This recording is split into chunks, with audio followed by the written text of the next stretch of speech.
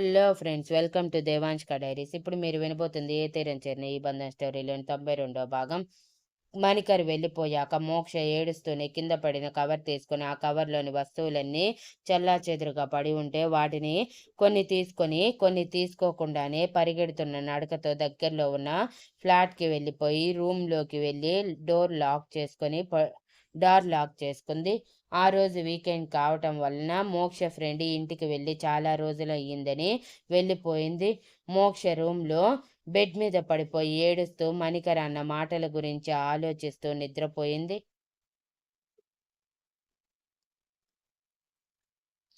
ఇక్కడ మణికర్ బైక్ మీద వెళ్తూ తను అన్న మాటల్ని నెమరు వేసుకుంటూ, అసలు అలా ఎలా అనగలిగాను, మోక్ష మీద నాకు ఎలా రైట్స్ వచ్చాయి అని ఆలోచిస్తూనే ఊరంతా తిరుగుతూ ఉన్నాడు. ఇంతలో తన ఫోన్కి కాల్ రావటంతో విసుగ్గా నెంబర్ చూసి అప్పుడు టైం చూశాడు. అప్పటికి లంచ్ టైం దగ్గర పడుతూ ఉండటంతో, ఓ షిట్, ఈరోజు విశాల్ వచ్చాడు కదా, పైగా నేను ఫిష్ తీసుకువస్తానని చెప్పి బయటికి వచ్చాను. ఇప్పుడు ఇంటికి వెళ్తే వాడు ఎన్ని ప్రశ్నలు వేస్తాడో ఏమో అనుకుంటూనే లిఫ్ట్ చేసి, చెప్పు హారిక అని నార్మల్గా అడిగాడు. ఎక్కడ ఉన్నావు మణికర్?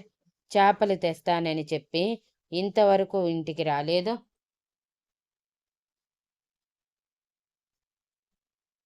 నువ్వు అసలు తెస్తావో లేదో చెప్తే నేను ఏదో ఒకటి ప్రిపేర్ చేసుకుంటా కదా అని అడిగింది. హారిక నార్మల్గానే అడిగింది. బట్ మణికర్ విసుగులో ఉండటం వలన, తెస్తున్నా, కొంచెం సేపు కూడా వెయిట్ చేయలేవా? ఏమంత తొందర? నీ తమ్ముడికి విందు భోజనాలు పెట్టి పంపించాలా ఏంటి అని అరిచి, అరగంటలో ఇంట్లో ఉంటాను, వెయిట్ చేయి అని కాల్ కట్ చేసి వెంటనే మంచి ఫిషెస్ తీసుకొని ఇంటికి వెళ్ళాడు.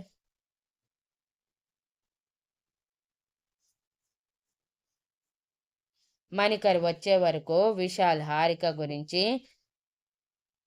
హారిక చెప్పేవి వింటూ తన మేనకోడలితో మాట్లాడుతూ తన మేనకోడలి చెప్పే ఆ ఊలు వింటూ గడిపేశాడు.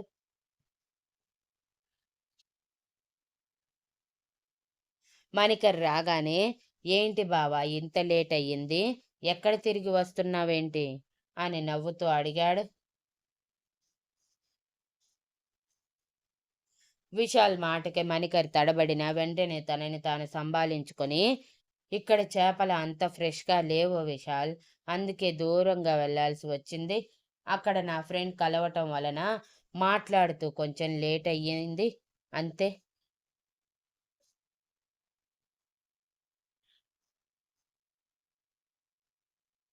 వెళ్ళు హారిక, వెళ్ళి పులుసు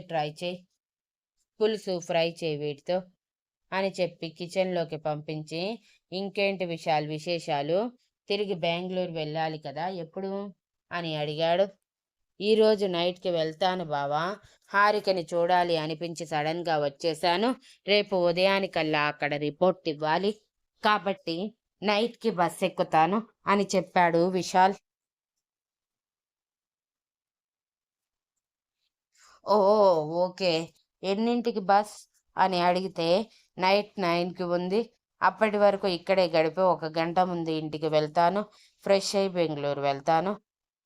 ఏమైంది బావా అలా గుచ్చి అడుగుతున్నావు?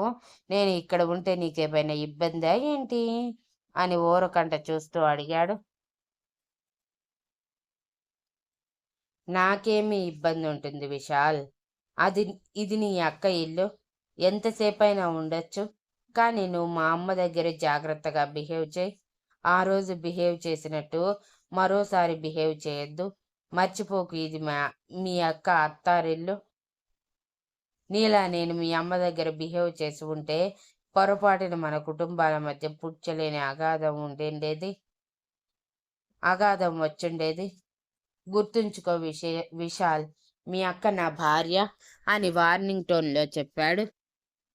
అంటే ఏంటి నీ ఉద్దేశం? నా అక్క నీ భార్య కాబట్టి నేను నీ ముందు అణిగిమణిగి కూర్చోవాలి, మీరేమన్నా నోరు మూసుకోవాలి. మా అక్కని తిట్టినా కొట్టినా చంపేసినా నీ భార్య కాబట్టి సైలెంట్గా ఉండాలి అంటున్నావా అని సీరియస్గా అడిగాడు.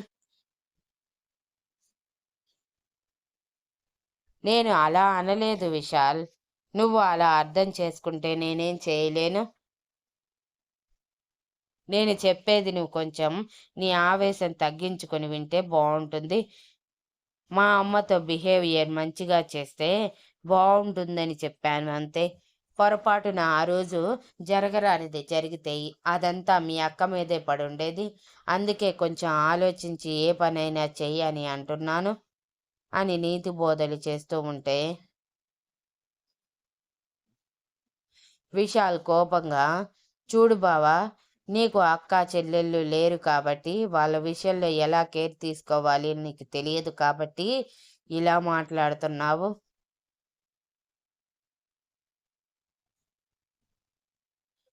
నీకు ఒక అక్కో చెల్లెలో ఉండి వాళ్ళని పెళ్లి చేసి పంపించాక అత్తారింట్లో తనని సరిగ్గా చూసుకోకుండా పని మనిషిలా ట్రీట్ చేస్తూ ఇష్టం వచ్చినట్టు మాట్లాడుతూ అత్త దర్పం చూపిస్తూ ఉంటే మొగుడు నిర్లక్ష్యం చేస్తూ ఉంటే తెలిసి ఉండేది ఆ బాధ. నా అక్క విషయంలో నేను ఏ ఛాన్స్ తీసుకోను. అది నువ్వైనా సరే గుర్తుంచుకో ఈ విషయాన్ని అని సీరియస్గా చెప్తూ ఉండగానే యశస్వి విశాల్ వాయిస్కి ఏడవటంతో తనని జోకొడుతూ, ఓ నా బంగారం తల్లి, ఏడవకు ఏడవకు అని పైకి లేచి అటు ఇటు తిరుగుతూ తనని ఊరడిస్తూ ఉన్నాడు. విశాల్ వార్నింగ్కి మణికర్ వెన్నులో నుంచి వణుకు మొదలై తన గురించి తెలిస్తే ఖచ్చితంగా చంపేంత వరకు తీసుకువెళ్తాడని నోరు మూసుకొని ఫ్రెష్ అయి వస్తాను అని చెప్పి వాష్రూమ్లోకి వెళ్ళి షవర్ కింద నిలబడి అరగంట పాటు ఆలోచనల కొలిమిలో కొట్టుకుపోయి నిదానంగా రెడీ అయ్యి బయటికి వచ్చేసరికి ఫిష్ కర్రీ అయిపోయి ఉండటంతో మణికర్ని రమ్మని చెప్పి ఇద్దరికి వడ్డించి హారికని యశస్విని తీసుకుంది. విశాల్ తన పక్కనే నిలబడ్డ హారికని తన పక్కన కూర్చోబెట్టుకుని, ఎంత టైం అయిందో చూసావా? ఈ టైం వరకు నువ్వు తినకపోతే ఎలా అని చిరుకోపంగా అంటూ హారికకి గోరుముద్దలు పెడుతూ తను కూడా తింటూ ఆల్రెడీ యశస్వికి అన్నప్రాసన కావటం వలన అన్నం మెతుకులు మెత్తగా చేసి చిన్న ముద్దగా చేసి 2 ముద్దలు తనకు కూడా పెట్టాడు. తన మీదకి దూకుతూ ఉంటే మణికర్ మాత్రం అదేమీ పట్టించుకోకుండా తన పాటికి తను తిని కొంచెం సేపు రెస్ట్ తీసుకుంటానని రూమ్లోకి వెళ్ళిపోతే విశాల్ మాత్రం పాపతో హారికతో తనివి తీరా ఆడుకొని హారికకి మరోసారి జాగ్రత్తలు చెప్పి 8 టైంలో ఇంటికి బయలుదేరాడు. మణికర్కి చెప్పి ఇక పరమేశ్వరన్ గారు విశాల్ వెళ్ళిపోయాడని తెలుసుకున్నాక అప్పుడు ఇంటికి వచ్చారు. అప్పటికే పరిమళ గారు పరమేశ్వరన్ గారి బయటే తిని రావటంతో తను షాపింగ్ చేసినవి చూసుకుంటూ రూమ్లోకి వెళ్ళి బెడ్ మీద మొత్తం పరిచి వాటిని సున్నితంగా తడుముతూ మురిసిపోతూ ఉన్నారు.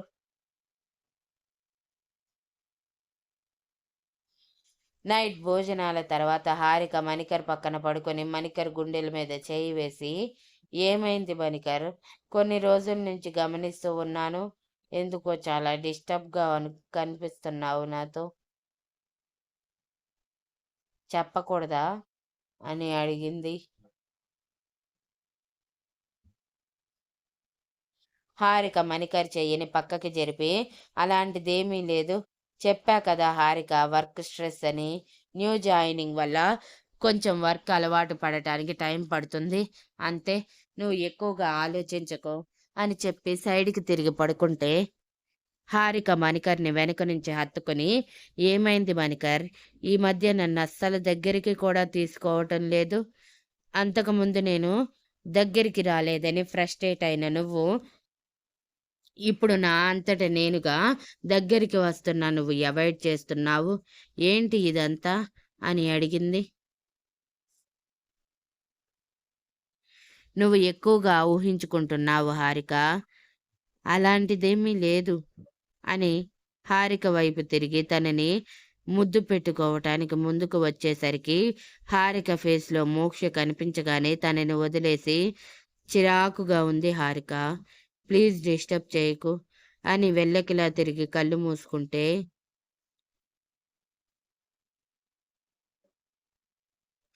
సడన్గా మారిన మణికర్ ఎక్స్ప్రెషన్స్ గమనిస్తూ, ఏమైనా ప్రాబ్లం ఉంటే నాతో పంచుకో మణికర్ అని తన గుండెల మీద తలవాల్చి కళ్ళు మూసుకుంటే, మణికర్ హారిక భుజం మీద చేయి వేసి జోకొడుతూ మోక్ష గురించి ఆలోచిస్తూ ఉన్నాడు.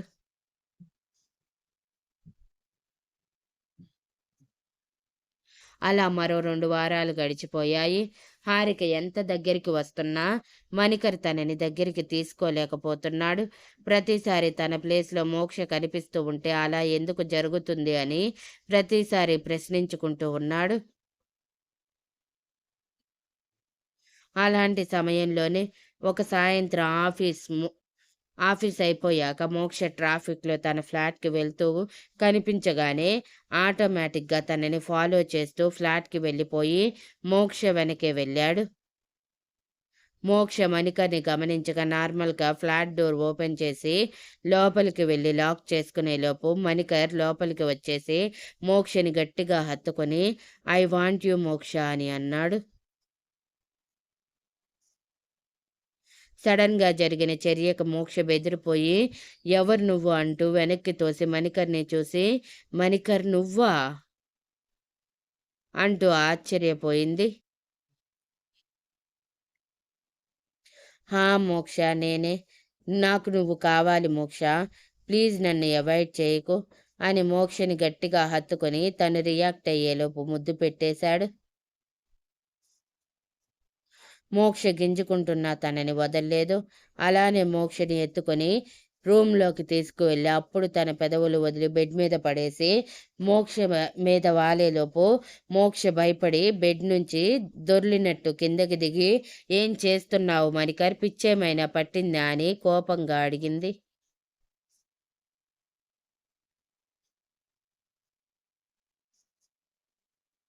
హా మోక్ష, నీ పిచ్చే పట్టింది. ఎట్ ఎనీ కాస్ట్ నాకు నువ్వు కావాలి. నువ్వంటే నాకు చాలా ఇష్టం మోక్ష. ఈ ఇష్టం ఎప్పుడు మొదలైందని అడక్కు.